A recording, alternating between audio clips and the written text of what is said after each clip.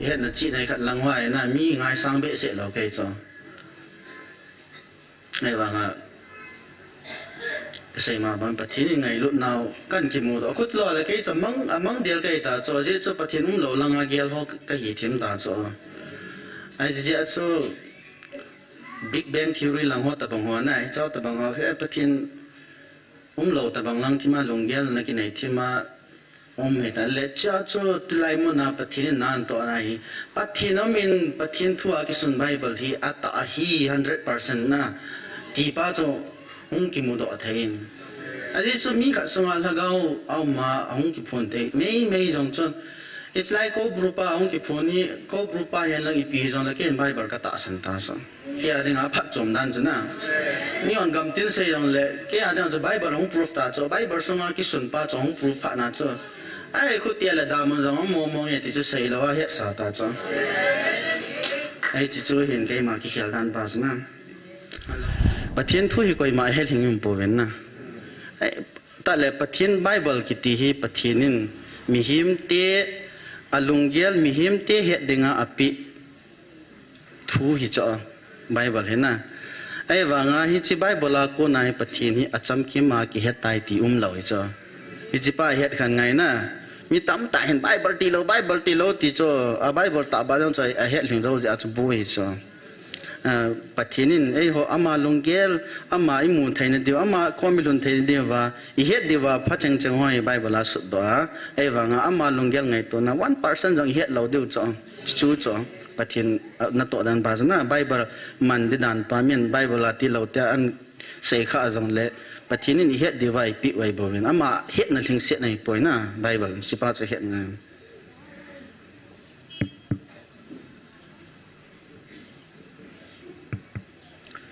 Hello? Hallelujah. Amen. Hallelujah. Bagi pain mas penin patien kain thang vain. Tu ni mi tam ta hi koi te ding ham tia sin gel mai theo hi.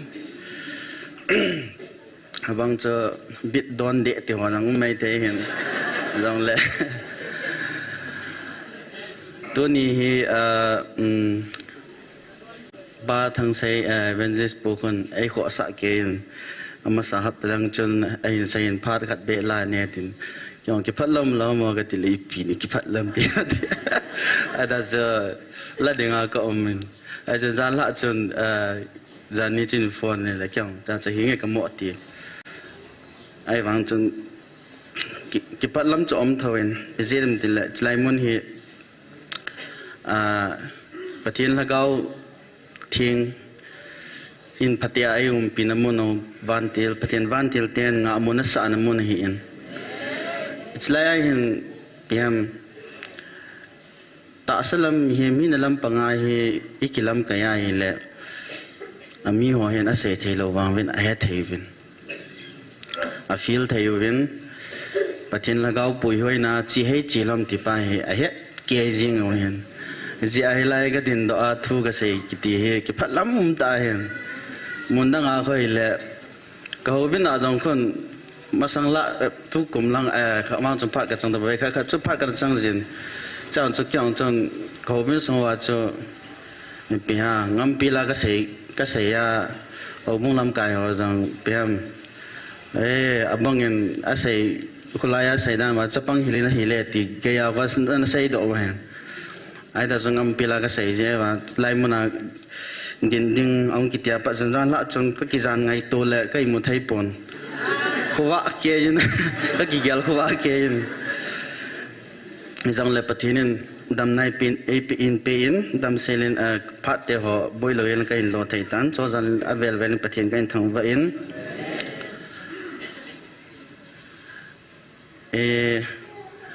yung tàu khom nào thì số cái bên hông sọ thâu tiền thiếu cái khial nan họ rằng imit mu chang ta bên cái khialin mà sa cái ông công tiền lại chân lang ako hotel sidet du khanu min tin lang ako asung ako cái tàu gì ta ako chop để riêng gì hin gala pat na cho lang yung cái về gì ai tu hin mà cháu xem cái khialin khop no mo no zanga nom le jeng tan pathin in pu zo ven abang chun agipat panai langa hi ki kumlu na piam la khong bul ho pang hi sa jang no mai theo hin ken jong kain gep thoi bawen lang aning lang chlang nong lang pe apanaw kan to ji ai le chilai chun evangelist mang boy chun keyboard music lang ta bol thai dan na bol jang mang za boy cheng ai ti chun la ho mi hon na sa ji ben kyo cha thim ta kai lo mang chu ma wo dun ki bol la phai min ti ti ga cha ai dia cha ka nei kit thon ai cha kang kang a hi kong wa lu ni kha ni lai ka me le lai nu nei kon in ve tu cha ni na me thai yam ti ka me thai poi ti la jin dal do yeng ne ya cha kyang ka ti cha ta ka kha su da la cha cha kong ki pa no hi ai ta cha kan nei lu thoi ti na cha kan sei hin lang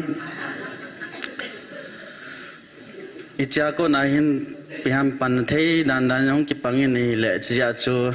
tunia kaung din lo na hi pa thang sin jong an va na ve khat be din lo ning chu khuan sa ya jia chu kaung din do he ti kan sei do han lang ik khop na wa hin sei nom ki pa thu sei nom jong atam jin an nom ma jing jin abol lang chun time limit jong hi lo hin pungza na ki pana pungza na ki chai ham tian chom be lo ang din zo se chu nan se chu ngai no ma mong jing en ke jong hi lagao mi mong ki hi lo he di chana sei dinga chuna piam masangai pathin ho dan ho ko mu la dong pathin ho dan ka ve le ki ngol bol na langa kan la ai tan ki chia hi piam ki khom ta lo na ai tia chu ki mai en ai wang en ke kong ki khel lo na jong i sei ding ai le pathin mi ngai lu na za le thil dang ji e pon hi chi ministry evangelist non ngai lu na anap tun do anap phu do hi chi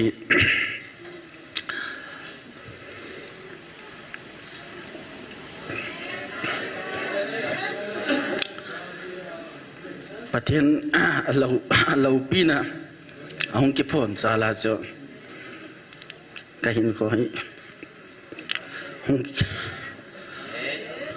hong ki khial te in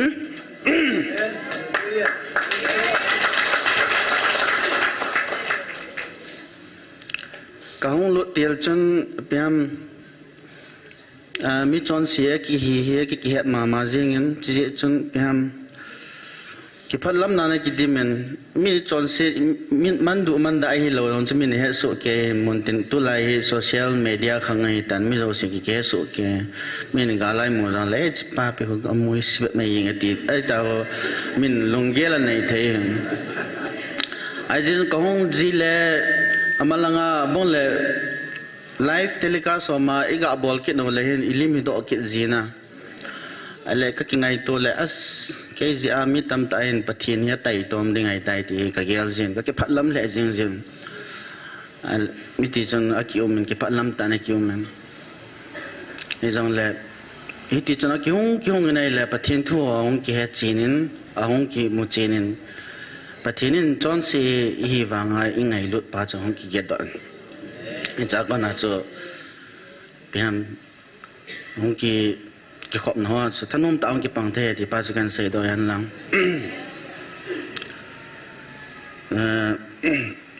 thuma kai ta bangai ka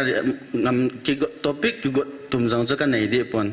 ai tia hi iki humo ho lim deu ti pa chu hi jeng en tu ne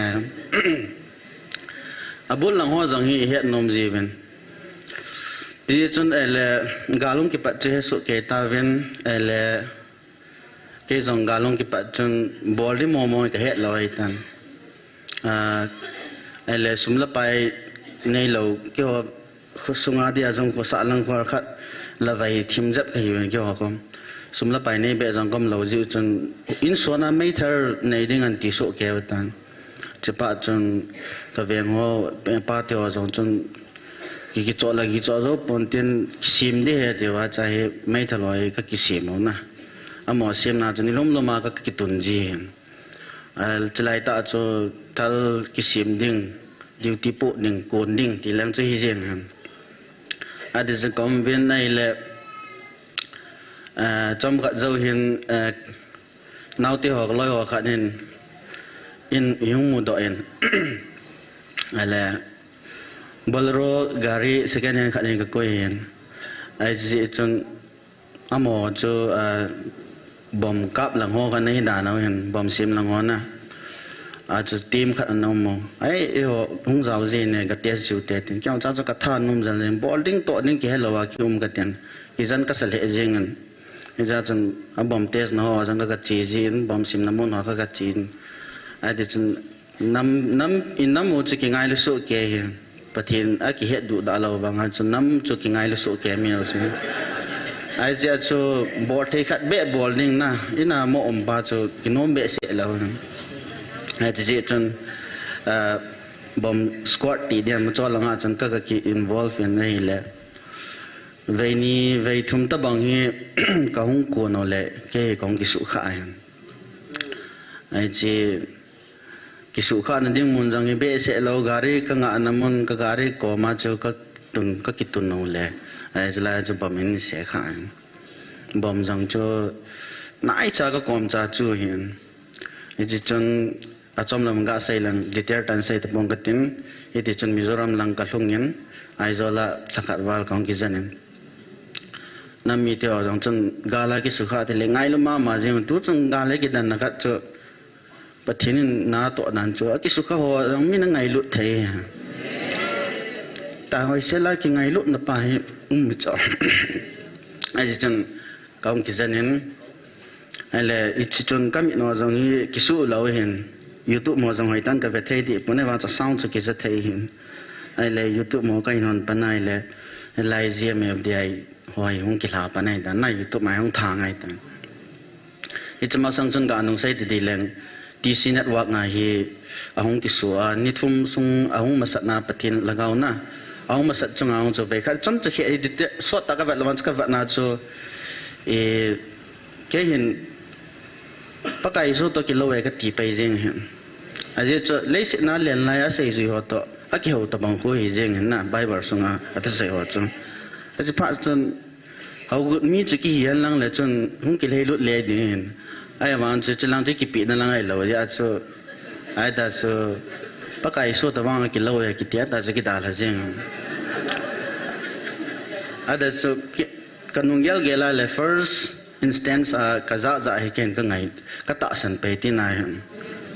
pathina kon pathina he ti ba na a zu khul gil na chu pa chu ka bol lo ai la chu zo tun a ban chen zam leng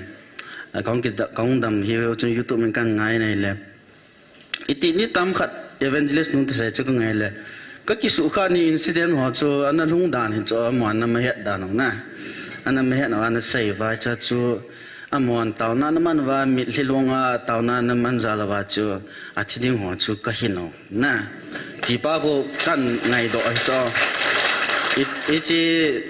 iti ni cha chom ke ta lona tu YouTube ma tam be se tan hol ha ta chai wang chu a story pa chna an sei la kin ke ki su khan ko ta chung ki to he ta cho a je pa na cho kong dam do kong ki le pa lan la gmf dai ka ki pha han lang ke pa thu be ke sai la ti jai cha adang pathin ga ngai lu ding ga yal ko ding tilang sei be se nai lo evangelist nong ko ma chen nang taw na za long ki da mai be we ti khana chna piam ke pa thu ga sai ding ti kha sa ka lunga nom ai ti chen kaung ki le ta nai le gmf dia yam mun jong kan he lo hen ko tara me ti ko tara hoi lang khu dia mun ding kai sap la ga yal mo za le ale ni je chon anan kan zon lut thein a zon lut ha dan chu kidanga e gmf dai chi khalo wa dinga cho hin zu lut pa ya ha he i biam gat na hian o ta bang biam gat ta bang ha ki zon lut thein ai wang chon ka kyam bor tang honin ka loi nu to keng in khong honin cha cho kong kong wan le ka ni nu jong cha an pon tho ke cha chon ama chan nama sadiu nyan ti dan chan evangelist nu chukang char ka keu pin ke hi hong bama ki suka dam chan ti lai ta cha evangelist nu to ki mu to sa en ta cha evangelist nu tau nai man pin eti chan thanum na kan nei tan na cha pa cha kyang so ba na chu ka sei bang la hong kong ji kong ngai ji na ai le hin ke gel da na hi pitikit tam tila ba na hi hi chin ta san zo ai pyung thong tam te la stage next stage song ki gai ta cha chiam te le minan dem ta cho na mi ata san lo hum ta e gel da na che mi lo mi da lo ban e ta san thai le thagao mi hovin kaya na smart thana ta chi ho loi ma chu cheng dan ta vin te ti langa chi ki ngai tu ai le ai chu hit lo vin kaloi pastor ka ki het pi sun sunoi ka ki ho pi ai le khodeng deng nyen na pem i bong chu ma cha mo mo sim ki lo he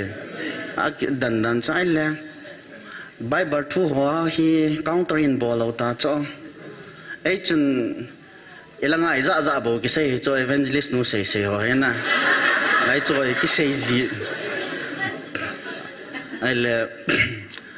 dan cho evangelist nu ai ta ta ban ta langa evangelist pu ho le pastor ho na sei sei ho hi ki don bu ji ji cho ai le mo cho tu ti khat la thu thu ai le lung dang thim ta chai kyang pa thiên thui khol de kan ti chai no kiu kiu thei nei vam ti diu nan ta bong ta cho em cho chi pha nai kyang kong ki pat nai pa thiên thui hoi tan kan khol gel tan pa thiên long sit jalen gam hi khang to tan tu lai pha ni internet pha nei tan ma sang zep wang chan ni la chan ha sa thau de hen pastor ho thu sei sei na ki ta san le ni aji cho het na ding source pa hi na lo di cho ala tu in pa thiên long sit ja internet pha nei pha chun i het nom zo se internet na mu thai pa thiên thu jang ki la gil ta ta mu da thai e chi chun mi na bat asim tholang chimi ki su be lo ki hi je chun youtube mi ka man chan na youtube ma pathin to se hoi tan ka ha ngain kan khol ta nei le amo sei sa nga langa pathin na to na pai a lo pi dan le khat nai kan mu do che yang tan na ni cho pathin thu jong toi kan nung gel lai la pathin thu het na pa zo ai ila sambe se wa le hin gmf dia ya thil so pa hi het thai lo ta so ni chi pa hai kan mo do en ai je chun koi ma pem ki oi mo na ding ang chu ka sei ni po ni het na pa chan niam zo ai ai chi e chun i het thai ta po na ni chi chu kan mo do en chi chun kyang pathin long se nai ve chang lung la dai kha lo ka hian jim me dai pathin e ngai lo nau ka ta sna pa na hian pm aji chu ke hi pathin thu ma ka pan sa ket pha na chu ka foundation hi da ni cho mi bang tam ta hian ata san pa yo cho ai wanga chu pathin thu ama ona hi digging na bol ta lo cho a khol be ta lo na chi pa chun pm pathin lagao in zangan sei pi jin ala dai jong nam ta ve an ti jin ai che mi hem chi lunggel ya pha si ai lunggel ni ho pi jing na bang mi hem lunggel lang khat no sei ai chu ko lao na sei cho di sei ji cho ji ya cho di to a di in su to ai le bang le na ai ki on thai cho ai wa cha pathin thu ong hi pha len pathin thu za chom le ki dang ta hen na thu ta hi ja cho da chanin ni chu so pi to te ka na pathin ni chu hin ai chu ke man lai mo na pathin ngai lo nau kan ta san dan le tu chana pathin pui dan chom cha ka hin sei yan lang tu nya hin ima chu het na chu ki nei hi jong le ma ba na hi neu khat yo hin believe in even ta san in even ita san masat ho pathin thu ta ki tu lo ita san ho ji wai tu chunga hi I ha boi di san ho bible na sei jam hi lo e wanga ipu pa nga pa na in chi pio ta bangai ta san ho ya hi cho gì achu i het thei lo tam pi me ji kyong kan ya patna farsa ne ke chu piam de le pathin ba na satan he ti pa chu ke kui jing he satan to pathin an ki dala na pathin an pe la ba lei si na hung leng la da na ki ngai to he pathin jong yan a zo lar thim na a ne ki ngai to he ai chia chu satan pa ki ke sang mo mo na Lucifer ai wangin pathian Bible kain simin kain veto inai le pathinin ichi satan pa jangi avanti la khat dinga na sim zo Lucifer jangi na ai je Colosia sunga jangi modeu hin muntina I modeu hin pathin thil sim vantil khat na hi ti pai na aung ke do tang aku tia le ai angwal pinin jang isim khat chơi sang hung hạ cho tiếng sim nó bé đi cho na ngol pin rằng cha cho pathin yo zo sang jing zo chon da het ma mai a cha cho anh nim dan cho na upai no e a le to ai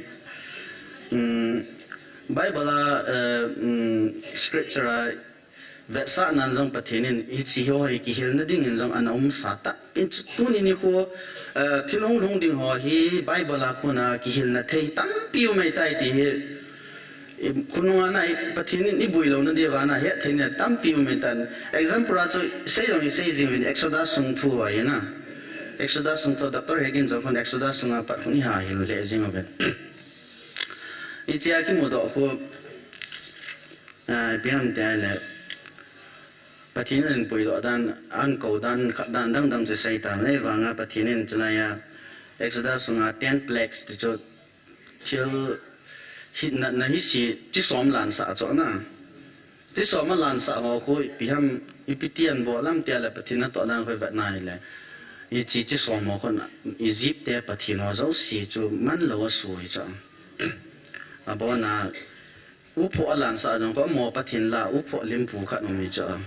I chiang ko na ai thang do ya bol jing hin pathin na Egypt te ki som na ho zo si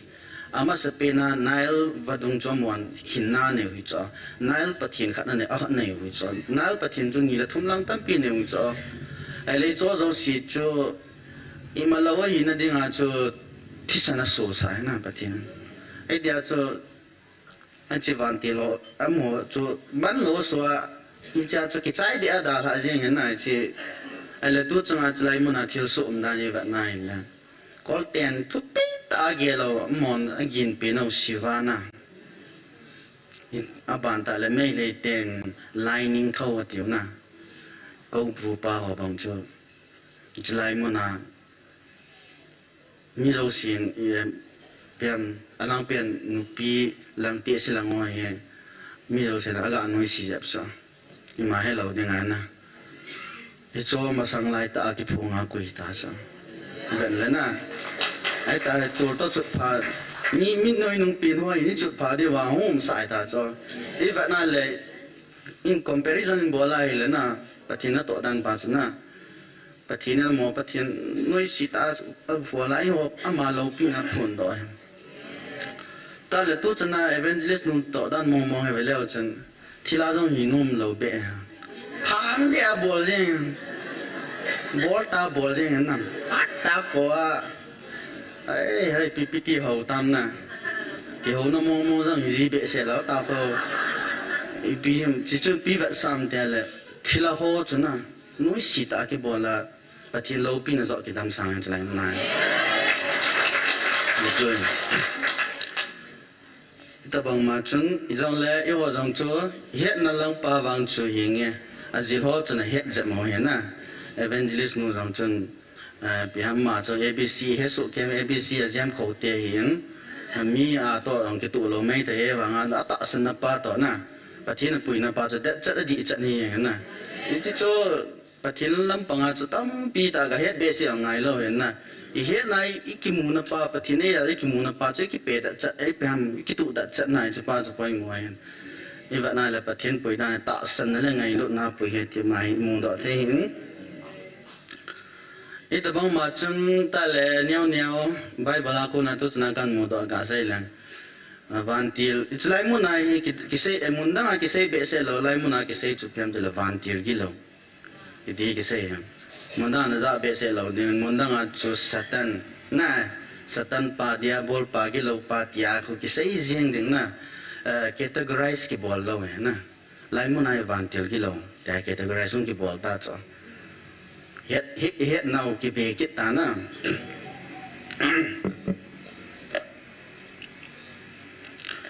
gì cho van tiêu họ dùng cho bắt hin nên là sim mà hi giờ cho chỉ van tiêu cái lâu thì họ hi ấy họ ta bằng à tạ sa này vậy body na tu lại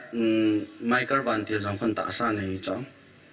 mà ấy họ mua thêm lâu thôi à tạ sa này na ban ta lẽ chỉ cho khách này hiện van tiêu cái lâu van demons type khách này hiện khách chú ý lẽ Spirit of Giants cái thì lấy chi là cao bộ thì họ hè mua hiện tạ sa này đâu ít cho hiện tạ sa này lâu gì và chú miếng sung áo lụt gì và trong khát miếng sung áo sụp bôi và lại hiện cái chól đam mua mua đi ngà ai bằng van tiêu cái lâu họ hi evangelist nu là evangelist pun rằng hiện đến có group hi muốn tin cái phun thì vang hiện nằm khát lâu mấy thế khi đang tạ tu trong cái lại có group mi sung áo lụt nào cái phun sao phát đang ai có group cái phun nghe thì na đã kim anh thì phải cái giá khác biệt sẽ lâu bây giờ thì là có group ai van tiêu cái lâu lạ khác này ra cho mày mi sung áo lụt na là power rồi limited này mà ai chỉ cho có group ato pha mình bù thang ya bù hin na tại ít cho FSC bung group na cái một số cái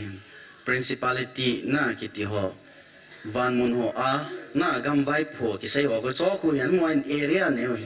area of operation ta tu la ya I thing moi an nei ta bong na mo pu na area ne oi I cho ko van tel ki lo ho I chino ya cho si te iti ho na adu da gam tin iti ho hi um hin I cho ong kun do dan jong ko bai bala so ke I chi ho ko noa tu isang le na impia ne feelings ki ti ho fallen ones or to mi him chan te na ki che ngai cha ko na mi him pung do ho mi him jong itila jong hina giants ki ti ho I chi ho chu tui sang le na pathin na su bei pha na chu I chi spirit ho chu ban mona jong kal thai lo chu bizem te la mo chu le yang ping I je ba chu le yam dan wa I chi ho chu evangelist nu na ke fight pi chong ba na na I chi spirit ho chong ai chi ba na le bible to I chi lai na to ke to dan dan chu nagal mi chu hi chu chu he de cho bible na evangelist nu chi gal mi wa sa ni chong a ke but pi na lai mu nai chi ministry mu nai pa thiên thu da ke to dan dan chu na ke to dan thil ke bol dan ho ye ni ti cho hin aban ta ai tu ni in ka hil chin nom kha be ang min chu hin sei tang ga ko le I wa mong kha di hin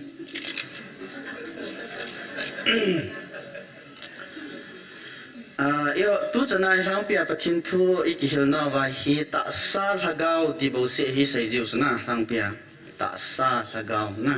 ta sa le lagau wa ti bo se hi het no chang atam zo na evangelist let thang ngore tam mo chen me pa chu me kha wa chu hin min pha in iti chun bible ipp ki muam ti pa zo hi ve kha na sim hong tin na First Thessalonian bung chang son ni la thung cha Bible ni ke chayan ki po da ben lang ai ta in vel tin na chnai chu chnai pa kon chen yaw kha ni piam I pa chung kha ti hom te kan gel kha chlai point pa ho I het chit la wai le ki dal pi de dan pai ke boi he pathin pia satan gale sat na diwa na I thil het na pau I boi zat ma ka mo cha chi ya chu chlai pai het chit ngai poi mo ngai apoi mo ma jing ai ma hi na hi ki het chit lawa hi le igal mi chu ki he na ma jong le I hi na I het chit lawa hi le ki zo lo ni ham ti pa na ki he thei lo ja chu mi him I hi na pa hi hoi sela ki het chit ma sat ngai ai hi itabang ka hi han na ti pa ki het ngai ai pa wan to ka pa thon sim ka ting ni mutawa le First Thessalonian bung chang som ni na thum chole chamkon na pathinin nang ho kim ke jin thin saun chole ipakayu Jesu Krista hung ting le nang ho chengsi lagao na hin naw chole na ta sao thì mồ na Beijing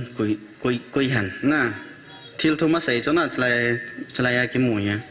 thil thum chụp hiểm tay lệ thà gạo anh na chụp hiểm tay lệ hin na atum na chụp hiểm tay lệ body na ta sao na ta cho English power cho hiya le spirit soul and body na mi thil thuma kisi mi ve ti pai ki het ngai i bible hi ipihan soul hin na pa jong hi atam zo in thlaga vena le do in ichi samsunga jong kon beleu chun Psalm 103 pupi sinan sim do nom kg a jong kon o ka lagaw ti na English pa ko simala oh my soul tikin na ka hin na se ki hin pa kan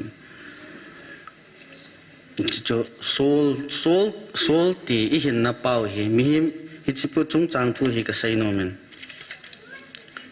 hi chi a hi ipp ham na ti pa hi tu nin ka sai no men ai je cho poi mo ka sa ma jing hi chi het khan lo wa hi le pathian thagawa kon ham ti ele ka mi him lunggel ham ti pa he ki he khan thei lo mi him ta salama ki puina chi ki hi ham ele lagaw ka ki puisa ham ti pa jong ki he khan thei lo cha chi he khan ne poya poi mo he ta sa hinna ki ti hi ke ma ka hi na zo si na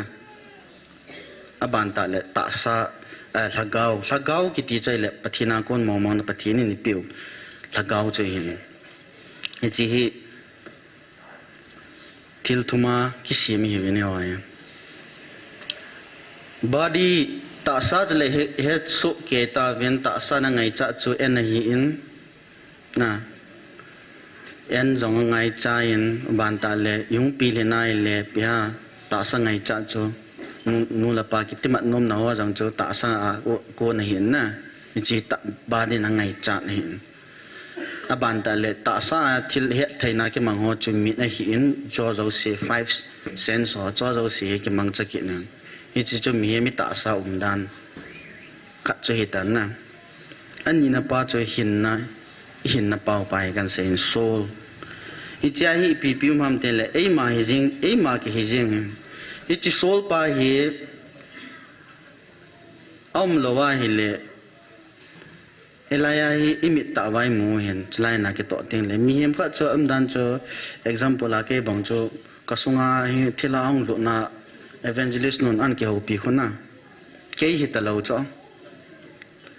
ke hi ta lo mi chombe khan hong yao cho alim chu ke lim hi cho nam dan cho ke lim le mel aput ai wa jong ham do a le am dan jna cha ka tha wa ka bo lo ji ti am dan jna bảy thật na mía thả ra na nuôi xí kẻ là các bộ chạy cho tiết bao cái chặt trong bên lăng na không cái hiểu riêng về to chỉ có ý hình na pa chú chung à trong mà trong vai anh học phát na chú ấy mà ai ý hình na pa chú cái lăng talawa na chung khát hung tin ai cho chỉ cho self ấy mà hình na pa khát chỉ cho self ai biếng thì là ý hình na identity ông mình na bàn ta là personality khát ông kiện aban ta le character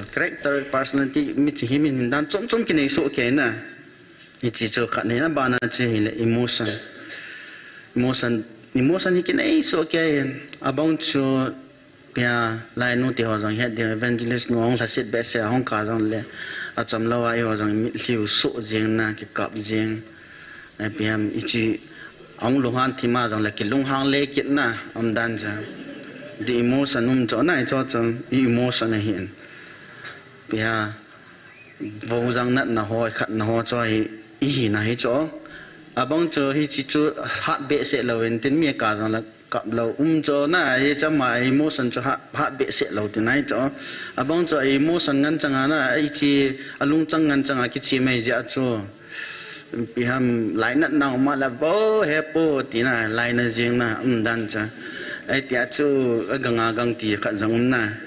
alung jong dam adam wa kit na lung jang tong wa kit na ti jang te cho se cho emotional men abana intellect de lungiel ngai to na inai pau na mi na longgel ngai to na chom che ne u cho ken jong longgel ngai to na khat ka nei na ka thil ngai to dan i cho chu ipia ipp hing ki mang cha ham tile het no jong ki mang cha cho intellect ngai na longgel ngai to nai i chu mi nai cho spiritual hi nai lo cho thagao hi nai lo cho che na i chi mi na pa ka sai na lai ho abana chu bil will ti cho lung chang a til khat bol nom na tu na en na bol thanup na nei na pa hi na khat abana cho mi tam pin het lo pin chu pian te le adang si je het na chon ai wa ngai conscience pai so la zao hi het lo cho conscience si la pa het na kit pai si la pa het na mi tam ta in pathin lagaw hi sa ta so jipa nai na ibui ga mo ta cha ke magel dana apham aphaloham ta ka ke het na pa hi pathin lagaw dana ngai to ta sa hi jipa ji ai mi tam ta hi ke boi ji hi ji si la pa het na pa jong hi lagaw he nai lo ai ma hi na yung pi na pat na yung ki brought up dung zu ya hong me na chi si la pa het na pa Hindu family ang ki brought up mo chana mo si la pa het na chom mi cha Muslim family ang ki brought up to Muslim hina sila pa na chom hi cho sim hi nai na lai abanta chu evil ichi ilungel I hina pa he thil se jo si cha mi ni pitiam kha in ho jang le ki hek ke na nam dan in noi si thima jang le kari cha ne ki tile chom nan na an cho lung piam thil ro si lung thim jang ki ngai to da se na ima bolo de ki to na iki ngai to chana la thil se tam pi ki gel do thai cho hi chi I hin na hi cho hi cho ta chunu maintain na aban ta le zo ka se hi chi evil spirit na lagaw phalo hi cheng no mi cha chala hi chi hin na pa na hi chi a cho evangelist nun mian ma tinga le a cheng pa cho hong ham pha le na ami hi mi na pa khat pa cho beizia na hi chi thila zo cho hong yaw ji a mi him chu ki hial ji na hi chu imu theo che in Bible a thu ki suno hi confirmable chat jeng hoi cho anup na he na jalai mu na hi mit ta wai mu tham pha thai ai pathin thu hi provable chat jeng hoi I chi anup na pin hi I chi chang si hi im him hin na hin I chi a chi ki ven phat lo wa hi le a phatai gel pa jong khu Satan na man chai thei cho je chi soul ki ti pa hi Satan na man chai cho Satan na man cha thei cho pathin na man chai khat bo se man cha cho I lagaw pa bo se man cha cho pathin hi chi body hi ni mu thei am ba nai soul ka hin na pa cho hi chi asung pe na cho ka lagaw mu cha dunia pathin kan ta sana ma kapa he pa e hu him pu te ka phone do thai nei chi ka lagawa ko na chu confirmation hong cha I cha ko na chu pathin ka phone do thai na I chi hi kang cha nem hiu cha na to hi cho I chi pathin lagaw hin force man lo hi cho force hunam ki tin na nam phu ki to ai pathin lagaw man cha lo all ta nan to I chi alang pian nan to nan ba nai le ngai lu nan to so I chi chu pathin lagaw na iho hi ama ita sana iho na diu ama ibel na diu wa convincible no na pino aman cha hi lagaw man cha satanin ama ko na puimang na dinga aman cha chu hi chi so ai mo hin na pai man cha cha ijia cho ke ma hin na thu kan se ya hi le nang hi na to ki kal chat jeng we ta class chat jeng cha nang hin na kha chi pi kha nei kan chi pi kha nei I hi na chu isu niam khat is sang chuan niam tha lawa le na ki tu thai lo cho I ti khum sa present stan in thi man cha I ta bang ma chu chalaya I taw khom naw jang hi abang bangin hi chi pa hian man cha ting le mi tam ta hwai na het cha che jing jing cha na nga ta hong ki kal ta be ta na mi hi mi na to na hong ki ta to ta be ta I chi pa khum je ma pathin lagaw ko na chu yin ki pui ting wa le na leng jing ki ne na taw nai man khui ti ka I pian mi hliung leng do am ki hello he a chom be khat ga se di dang ka ki su kha ja hi kyang medical problem ka nei ding a yin cha ne a khat ma chu ka bui ja men ma sa nga chu ไปทำกิลุงตรงต้องเลยที่ล้อมเรามาก็กิลุงตรงเบสเสร็จแล้วตัวนั้นของหลวงนั่นแหละกิทิ้งทีมที่สุดไปทำกิลุงคอนโทรลนะครับมึงนะไปทำกัดกิมันนั่นหลังกิเตะดีตั้งกิเตะบุยจังเลยกิที่ซีลุงวันแล้วนะไอ้เด็กคนกิมันไอ้ชัวร์สิไอ้ชัวร์ไปทำไล่มุนไอ้กิวงาตาวน่ากิมันพัดเลยก็มีที่ว่าจังหาโลนินแต่ก็กินจักก็กินโมหิจ่อก็เห็น medical problem สิไอ้ตาวน่ากิมันพัดเลยมีที่ว่าหาโลนินแต่นะแต่ก็ไงตัวอะไรจะช่วยเดียมตาไงตัวอะไรสไลมุนาหงามิลีกว่าท่านาคิเลลอยให้กิดันลาจ้ะสไลปัทนีปีนั้นโซ่ตัวนี้ว่าก็แบบบดจริงก็คิดสู้ฮิเปปีที่ก็ย้ายที่นั่นนั่นก็คิดว่าฮิเปที่จะก็ตาวไหนมาปัทนีตัวนี้ว่าก็คิดว่าโมให้ที่อีไอ้สังเลยอินโฮปีจริงอินโฮปีอะถ้าเก้ามิลีน่ะหงกินอะไรที่สุดคิดว่าคิดว่าเนี่ยที่จริงมุนดังเอาเราเห็นไอ้เรื่องที่ไรยุ่งว่าก็นายเฮียพิมลงโลตาปฏินัยยุ่งเต่าทิ้งอะไรสังเกตมีที่ที่ทำไปยุ่งกินอะไรจ้ะมาสังเกตจุดกี่ก็แบบบอกจะเต่านั่นตรงจุดพิหารพิเทเราพิจูที่เต่าตรงนั้นนะไอ้บางรายปฏินินยาวพินาตาสันนาก็น่าจนอามาคุยห้อยน่ะไปอีกละก้าวอีกนะเหตุไทยนะใจก็อย่าดังตรงจุดพิมบาร์เดนที่ตั้มตาตาเฮียจมไม่ในตา example อาจจะป้าจอร์สบางอย่างไงสามารถมาเจงมาบาร์เดนเอาวินนะ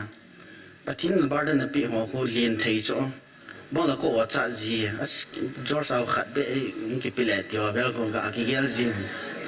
แล้วก็มองไทยหัวปุ่นนั้นนะหัวเสียงนั้นนะมากิเลนปะทิ้งมองจะมาเจงกี่ตัวจะนายไอ้ปุยไว้นายก็แบบนั้นไอ้ไงรุ่นนับไปก็เกี่ยวกับอะไรก็คอนโทรลเอาเลย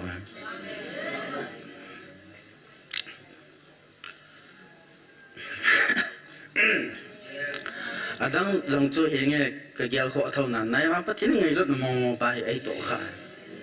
ไอ้จีเห็นแกตัวจะนายปะทินปุ่นนั่นจีจู่จีไล่ตะบังอาปะทินนั่นตัวนายจีหัวตะบังยันน้ำเหลายันเหลายันแหละก็มันท่าดิดันจู่ก็มันจัลดิดันพาสนาก็เกลเลยอาจีจู่เลยสิลำปังอาเพียงเห็นจีน่าพอจังนี้ก็ใส่เบสเสเราเด้งอ่ะเพียงก็ใส่สามเบสเสเราเด้งอ่ะจุกอยมาจุกกินเบสเสเราเห็น science ลังกะที่มีติวันลังอีพีกะที่มีติวันลัง doctorate post doctorate ก็เห็นติวันลังแหละอีพีฮัมอ่ะบอกเราจิคุยติจุกันก็เห็นจริงอีแต่คนหน้าโตเห็นหมดจิบัวแหละจิคุยกันก็เห็นในตันนะจะจุกอยมาก็เสียนจิตลังไงก็ไงสังเราเราเห็นติจะน่าใส่ดิ่งอ่ะจ้ะคอยมาไงสังเมื่อกี้ยังจุดเปียมกิส่งทุกข์ที่ไหนจ้ะนี่จะจุดเห็นจีนในขัดลังไว้น่ะมีไงสังเบสเสร็จแล้วก็จ้ะไอ้บางอ่ะใส่มาบางปะทินไงรุ่นเรากันกี่โมดคุดรอเลยก็จะมั่งเดียวก็ตาจ้ะจะปะทินเราลังอาเกียร์เขาก็หิทิมตาจ้ะไอ้เจ้าจุด Big Bang Theory ลังหัวตะบังหัวไหนเจ้าตะบังหัวแค่ปะทินเราแต่บางลังที่มาลงเกลนักไหนที่มาเหตุนั้นเลยจ้าจู่ตุลายมุนาปฏิทินนั่นตัวไหนปฏิทินมินปฏิทินทั่วกิสุนไบเบิลที่อัตตาฮี 100% นะที่ป้าจู่กิมุดอัฐินอันนี้จู่มีขั้นสมัยละก็เอามากิพูนเตไม่จงจู่ it's like ก็บรูปะกิพูนี่ก็บรูปะยันลังอีพีจงละเกนไบเบิลก็ตัดสินตาสังเกี่ยดิ่งอาพัดจมดันจู่นะนี่อันกำตินเสียงเลยแค่อาจารย์จะไบเบิลของ proof ตาจ้ะไบเบิลส่งมาคิดสุนป้าจ้ะของ proof ผ่านนะจ้ะไอ้คุณเตี้ยเลยดามันจะมองอย่างที่จะเสียแล้วว่าเหตุสาตาจ้ะไอ้ที่จะเห็นแค่มาคิดเขียนดันป้าจ้ะนะเราปีมองเงินอาบันตะเล่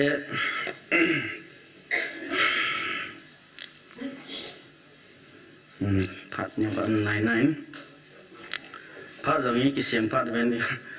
จีจุยเราเตะตะปูนบุญเราอาจจะก่อยมันจุยแล้วนัวไม่แต่เสียงผัดไว้จุยกินง่ายจุยเราจะมีหมวยต่างให้มีในแบบเล็กกินจะก็เห็ดกินง่ายนั้นถ้าเห็ดไล่มุนอาจังหินอิสอามุนไล่ป้าจะอิสิมโดจีวินไอ้วางหินเกยเห็ดจันป้าหินก่อยมัน isai do be se po gen na chi ji chun hin sim do in kating chi chu pian first king chapter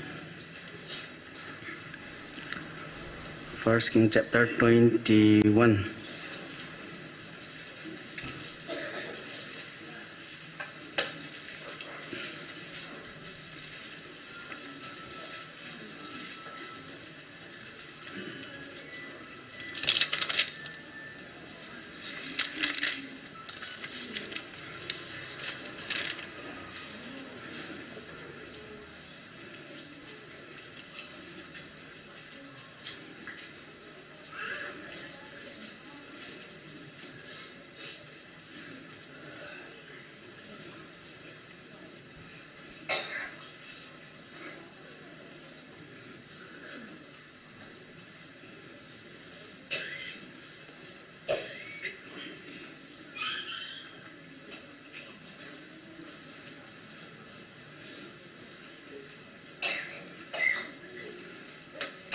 First King makaya yin thu sai na ngai pa chu yin aska ki hon moi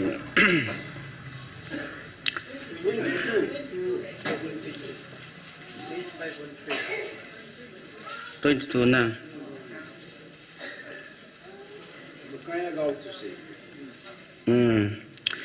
Itlaya 22 na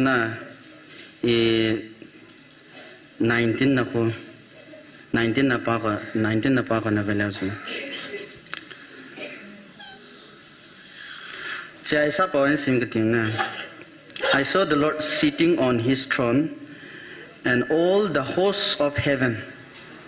Tlaya by sel ana veven lang na abona ti he all the hosts to vana ho sai na hen na of heaven standing by on his right hand and on his left atisa it's like pa ko na hoi se lai gel ngai he cha khoi pi se am de le patinin meeting ko hi so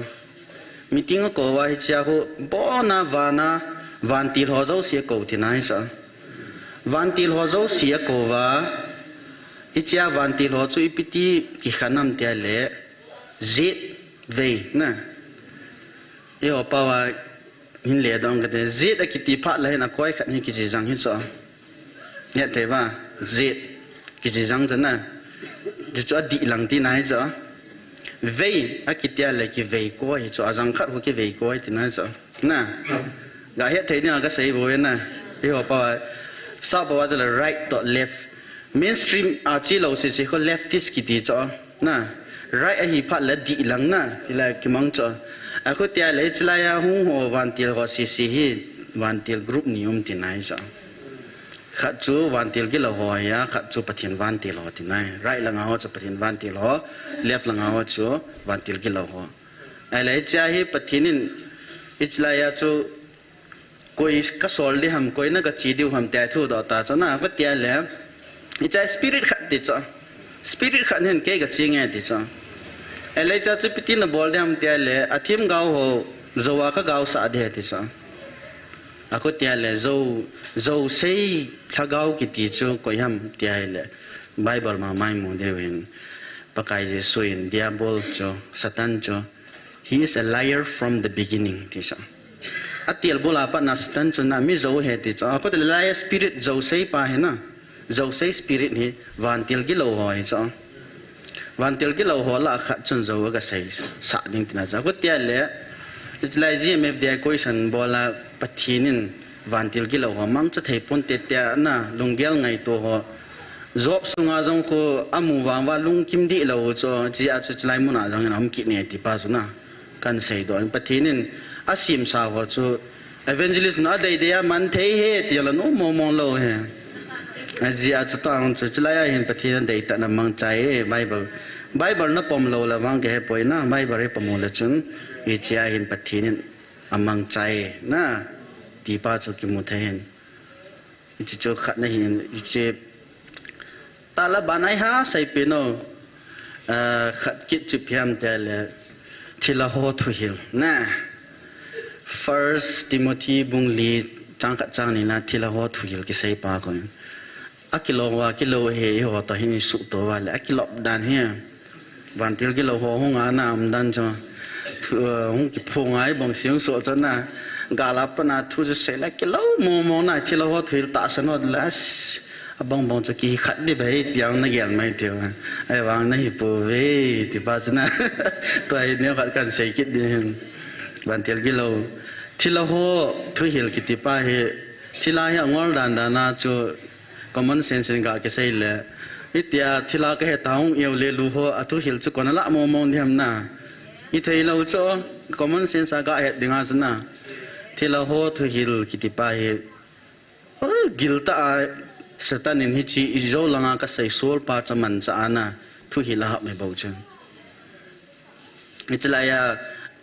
ni khat itlai first Timothy now je sim isima hile dan khat chi pi ding hi chi ne la ne lo ding ti bi khat a chi piu chana hi cho cha se hi cho noi langa se ne thila ho thil ti cha itia thilaung ki pungai ta thu se among monga ban ta le ziam de ya thilaung ki pungo hin thu hil ti pha le doctrine ti na cho doctrine ti chi pi ki ti nai cho ai le I chi ho mong hi khat chang an a sei do lo hi cho hi sel na ngai le chen na ai chi pi ding mong ya sei lo cho I chi sang a cho na pathin lo pin pa zo hi na hong phun do cho ama I chi na bol di khat ding chi khat ti mong lo hi cho to pa sa masa cho pai so ta san chin ta san ta ma chi jo na bol de chin ta san de ti lang ho lo cho thu hil ki ti mong a pi lo ma cho pura na I khat jing hin aban ta le tu lai ta hitabang ma thila ho thu hil ta san ho zo cho koi ho ham ti pa zo chen se kin ga ding na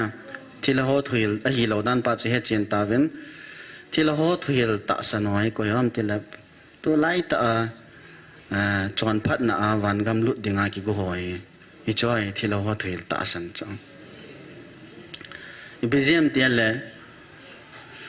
I Bible ni hello chu chon phat na ki tia koi ma wan gam lut lo de ti cho pathin mi ngai lut na mi hu hing na pa ba u sia chu wan gam mi lo dim cho ai le tu la hi thila ho ni piti man cha wam tia le mi hi a chon phat lo wa le ki song thei lo ta sa ki son na pa hi chon phat na ki la win tin pathina ki son na hi tlovin kaping tha e ti ho alang pia tu lai Christian dan ve na le self confidence on ai wa God confidence nei lo cha I ji pa che ki hian na thila ho ai aning cha na an a teng cho chi ki koi ma ta poi mo ma do lo cha cha het khan ding chu piam tia le salvation to na reward ki ti pa hi ki khan ni cho pathin thua hu hing na pa hi pathina kon ba se cho man bai thil pe ya ai wanga ki pa man hi ki kilo do ai cha reward pai na chi pai se khan lo wa hi le chon phat na wan gam lut nya ki got kha deu cha I chi pa che het chit ne na a mun dang a hin ki khom ve lang la chon pathin to so ngai leo chen I ti lam panga ko lit an bol de cha I chi a chon na chon sit thi ma chon ai ke ping tha lo khat kai ta di bai na ti pai pe jing na ji cha ta sai dan pa chon I chi langa chon phat na lut ding langan a doi jing ji a chon na piam na ta san na fit pa zo cha kai ni mi cho na ta san na pa zo cha su nang na I cha cho na ki gel ga chai na cho na rong chon Bible sim lo wa cho mi sei cho na gel ji a cho na la do na la thai kha na la dai kha ti om dai I chi pa zo cho mun dang zo a hin thilo ho to hel ta san ven I ho hin pathian thuil zo ai ta san ve ti pa na kan sei chit kin he a je cho pathian en chlai mo na hi ai ta san no zo se wana hin le kha bua ka ji lu nei tai ti ta cho na cha chu sei be dim lo he lo khali ka ti de bai dio be se na gel wala Bible ro simen lang na ai nang ma long gel en kheu ho hi be je chon long gel cho satana man cha de na ni chi pa che chi ta chun kan sei chi no mian lang adang hi sei lang controversial lo jang kan sei do mai te cha sei da tang ka tim tau na hi ai ban khat ni sei chin lo khat ni au ai sei chi lo wa le bui khat deu au men pathian thu hi koi ma hel hing po ven na ta le pathian Bible ki ti hi pathianin mi him te alunggel mi him te he dinga api ทูฮิจอไบเบิลเห็นนะไอ้ว่างาฮิจิไบเบิลกูนายปฏินี้อาจำคิมากิเฮตไตตีเหล่าฮิจอฮิจิป้าเฮ็ดขันไงนะมีตั้มตาเห็นไบเบิลตีโลตีจอไบเบิลตาบาลจอยเฮ็ดถึงเราจะอาจจะบุยจอปฏินี้ไอ้หัวอามาลงเกลอามาอิมูนไทยนเดียวอามาความมิลุนไทยนเดียวว่าเฮ็ดดีว่าพัชงห้อยไบเบิลสุดตัวไอ้ว่างอามาลงเกลไงตัวนะ1% จังเฮ็ดเราเดียวจอจู่จอปฏินนัตโตดันบาสนะไบเบิลมันดิดานปามีนไบเบิลที่เราเตอันเสกข้าจงเละปฏินี้เฮ็ดดีไว้ปิไว้บ่เวนอามาเฮ็ดนั่นถึงเสียในป่วยนะไบเบิลสิป้าจะเฮ็ดนะตั้งแต่บางยันฮิจิกจีปินขุจิกจีปินที่ว่าจังเสียจีเวนนะฮิจอจังเสียว่าเลี้ยงกี่คลาสกิดเดียวจ้ะอีว่าจังจะด็อกทรินนี่ละทุ่มหงมดิ่งนะคลาสหงมดิ่งจ้ะอีเจ้าหลังไอเจมีนะก็เสียฮิจิป้าจะอินมันจ้ะจีวิจ้ะจีอาช่วยจอดแต่บางมุมเราเนี่ยดิ่งอาจจะปะทินละก้าวป่าไอ้ให้จะน่าปะทินปุยดันเปล่าอามาแต่ละก้าวไว้ปุยน่ะเปล่าเห็นนะฮิจิป้าจะฮิจิปีเจงอุตินนะดังฮีไอ้มาตะสันเราไปฮีทุปีเราใช่แค่ก็ตาสันเราไปให้ทุปีเราปัจจินไบเบิลจะอินปีเสียมนะให้จะป้าจะทุปีจ้ะไอ้เจ้าจะขันยันจีก็ตาสันให้จีวังไอ้เตียนแหละเงี้ยมันตาสันเราเลยโอเคอีโอเคนะมันตาสันเราขอป่วยไอ้บางจะไบเบิลเอาไม่รู้หันที่ป้าจะคนนั้นไอ้ขวดเดียวนะไบเบิลมาปัจจินหินไอ้เล่ไอ้ปัจจินทุนที่จะน่ะใส่บ่อยนะทีนี้ก็เจ้าจะถ้าเก้าทิลปีจังตั้มปีไม่เห็นบางฮีลิงอาจังนะบางจุดใส่ทีมนะบางทิลขันทีมนะบางพิหามก้าวทิลมุทัยนะอมินอีโจละขัดอินในป้าโจเอบางเสียจะดีอาอิสยามีอาโจละละวาอิสยาอิเลยอีพิหามโพลินิลนาว่าถ้าเก้าขัดเห็นทิลปีจมบ่อไหนจะถ้าเก้าขัดจนปีเหตุนะจะป้าจะเห็นไงเห็นขุดที่ละวาอิเล่คลาสมเดี๋ยวจะตัวไหลตาเฮอีดินมโนยกับนายและสตันเนนัสตาเฮอีตาวคมนาวเฮสุเกดิงที่ป้าเฮอบุยปีโจอีท่าสมเดียวน่ะอัทุโรลมวางหิตันเตกติโจตาวลงป้าเฮน่ะจ้าตุสุเกเตเตดิงลงสุมวาเฮจีนันคุมปีโจจ้าเฮเจียมเอฟเดียหัวเฮทิลคอยมาเกเหตุมอสาเบสมละเขตละเขตสังกันหิวตาสุดท้ายหลังไปตั้งจอวานะทิลเหตุไทยดานุเฮอีกหัวว่าอะไรมีสังนะเฮเงินอีกินหัวตาจ้า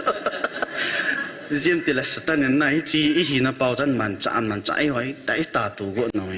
อีจีจูอีกิเวียนทีมเราว่านะอีกิห้องพัดเราไว้เลยสตันบานน่ะโตน่ะบาจะน่ะไอ้มาโตเราเดียวจะป้าตาจูนี่ขุดเราไว้เลยบิจาก็ใส่ประเทศทั่วสองจูมีกี่ก็ไปไม่รู้สิ่งที่เฮลิงเราเห็นนะบันตาเล็กไลมอนาตาสันเราเทโลเจียนหอยลิเบอรัลเทโลเจียนกิตยนะมอยลิเบอรัลิซึมจุยจิว่าจะตาสันไทยเราเองลิเบอรัลิซึมหอยปีบุสบอลห้ามเตียเลปะเทียนทุปาฮิพิมขัดต่อการเบียให้จุยเหตุดิ้งปาเขาบุยปิวซะลิเบอรัลิซึมหอยนะอากิสุนจะน่าเขาตาสันเราซะอากิสุนจะน่าตาสันเราจิว่าจูอิจไลกิสุนเป็นคนที่เขาฮิตยาอันนั้นใส่น่ะจะเหตุยาเขาเลี้ยดเอาจ้ะจีอาจจะไล่จีปะเทียนทุปาเหตุไทยตลอดไอ้บางปะเทียนทุดีจัดจุ a literal meaning a literal ที่หัวป้าว่ากิจิป้าไม่จงให้เราจอยเฮบริวตัวกรีกป้าว่ากิจิเอชนะไบเบิลนี่ไอ้ที่ original words นะอากิจิดุงจุยอากิเลียดอากิเฮป้าเขาไอ้ที่เขาดีเปลี่ยนจ้ะ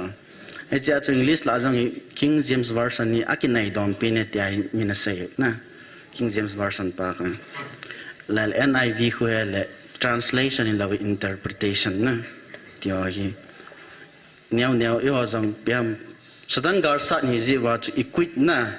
อีหินดีว่าเนียวแค่มัน knowledge กันในหัวนะแค่เห็นหัวกัน share หินอีกเหตุจิตว่าปัญหาละว่านะหาตาปัญละนั่นเดียวกันเซน strongest weapon เอาจุดพิมพ์ได้ละกิไงลุดนับไปอีว่าดิ่งอาท่าในการสอนเป็นเอาจีหินแต่ละ George กี่กวยป้าเห็นบอลได้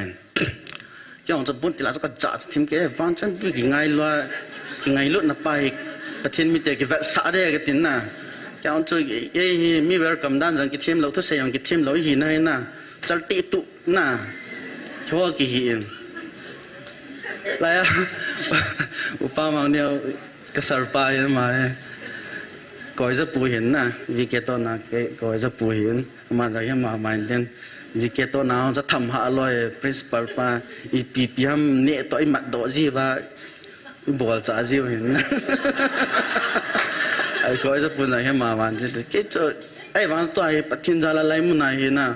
pu pia so jong hi kam ka ke pro cha he pa ta na ka ki ko ai piam ngai lut na pa yung ki bol do thei cho che khan to na kha in na ni zo si hi khan tum ka nei pun na ken tu hin des na ki ko jong hi ka ko ma wa mas pe na bol ma sat ding tai tai na chỉ đến tia, thì cho ngũ tiêu hoàn nó có máu chỉ bây bọn nó sạch bên bên lăng na, ấy tiền ít có máu chị thì hiện có máu cái này bị bên thì ra chỗ ngày lúc này vẽ sát đi vào lấy có máu chặt hoa hay na, mất bên nào bỏ thế này, chỉ bán chỉ có tiền là lấy ít ngày lúc tiền hoa lấy bát thiên là gạo na tỏi tàu nào rồi như na, nó sai hết, chỉ chơi hiện cần xây sao thêm lệ tài mình xong rồi lên ít chân cho tu nhà néo néo ai kêu liềm nào lại bát thiên thu ít xây nào ho hiền lắng ít xây khi lâu xây vào lâu mà lại bát thiên ngay đêm muốn tin tàu na in này đều hiện tại tàu na cái bám tay bám mong trái về khát in liệt tàu in trang cho các gột na lạ hoa chân ra làm khát cho giàu tài na tàu na poi này hin khát này hin GMFDI bát thiên là chắc ho lâm cài ho na ban ta lệ na tông ho chặt lệ ho mua đi ngã tụi ma cần gon này pizem teles etek pa he ha này na muốn đang ngã bắt na etek ho hi mai sa be se ta lo tu cho i ho hem minin dem no ho i tiu tao cho la lo i tiu tao cho muốn ao se bắt na hong lu nói to hi isung va pa hi cho yo ki ka na ki chi pa hi hung ki pan go ta cho chi a chi hi ki khat chi mit ne wa khap na chu lo di ti nai lo khap nam lo wa la pathina ko lo de nga ka koi ki ne ke ai je evangelist lun khap na tam tan to pala it's good ka ti he ken khap nan to wa hi le je cho piam ki ka wa isuke diu piam na gam tin ngoma le ai satan pa ki salale na satan pa ki salal na chu pathina to na ti nai cho ichun pathina kon pathina to na hi proof abol ki ne na ai wanga chu khap na chu izo ngai na khap na chu lo diu izo diu khap na be na ding ai tau diu hi pon khap na pal ki a pal wang na ding zo ai tau diu Christian in ko mo mo chu khap na absence of trials and tribulation in lo he na overcoming of trials and tribulation i cho che Christian in ko ni cho chiding zo chen tau diu hin GMF dai mu na na agi lo pa na to na i ho sungai bo na koi madang man chai lo he i ho ma mai man chai he ai cha ke kalungya long kamo sei do nom je lo nai se ya le satan pan na le thei cho ai cha ai atam zo he a sei son lo nin la ya ka loi mi cho kom bo ka sei ji amo ko ma ki sei le ban chi be ta lo na ai cha chu i sei do nom tan tan na la mo ko ma i sei le ki chai na ai ti ko yen ako tilawa le chi mi him chi na pai satan man cha pe na de sei le gam tin an su no pha ji e chi yo lep nai zon de wai tau du GMF dai evangelist nu te ho hin na evangelist nu hin evangelist te ho hin bo na to mo ding i ho ding to na ang tau ho i ho ding ai ki tau du chi cha khat na abana chu nam sunga ngai lut na ngai lut na pa hi penin til chau se involving in sto de pa na ni khat nin jong evangelist pun an sein ngai lut na thu pathinin kam changai ho pi na thu tan sein hi chu he 70 pa chana ban som ki jeng ho na ngai lut na ding nam sunga khat la khat ki ngai lut na ding am la pau ki ba lo zia nomenclature zia na ti ha ke hi te banan lang le ku ki jong hi ha sei da lewan ka ti aje cho mi apam lo jong om zia cho i sei wa le mi ho thei lo cho pathinin gong nan de ka ti na cho min di ho jong ha bui pi be se nga he ka ti aja cho sa langa iso pitewan zo mi apam hin na abang in mi zo pam ket e hon ku ki pam ket no na ami ki khel lo e wang khat ni cho ami chu ki bangai wang amin chom chom mi ki sa na cho ji a cho amo sentiment to kha na thei ding ho jong hi ha sei da pathinin pui dan wa hi chi jing wa la chun na pathin nan to tho di he ti pa cho so kata san join aban ta le house ho chana tau in tau pi ta win na abana chu pem le gam sung wa kham na thei pa hi na sata I fight depend on chi kham na thei pa hi na samo mo ngai tan kyau mo re langa kum ni ka nau mien ka hen na black business ta ta alin langan ki chim ki ni cho thu nei vai bola gam sung sutu ding ti ho cha zo si tam zo he na I cha hi involve ki ni ai chia chu hi chi pa hi pi hon for sa jong I zo lo deu he na chia chu pathin tha thil bol theina wanga bo I zo thewe cha chu taw na ya man deu na hi chi pa chu hi chi cheng ding thum chun an taw hi tin na a chai na hi ka sarpa ma ma in chai le phan te je chu ke ka ki sonal chamin te chu ko ja pui na chai na in semin tin thun sai na ta phun deu ma a chai de tam a ko te le ko ja pui na chai na an sim ding tu nia I tàu nào chú ý chân trong đây tay nữa na bon chaven pathin phat thai na bo so ke ta no ka ki pa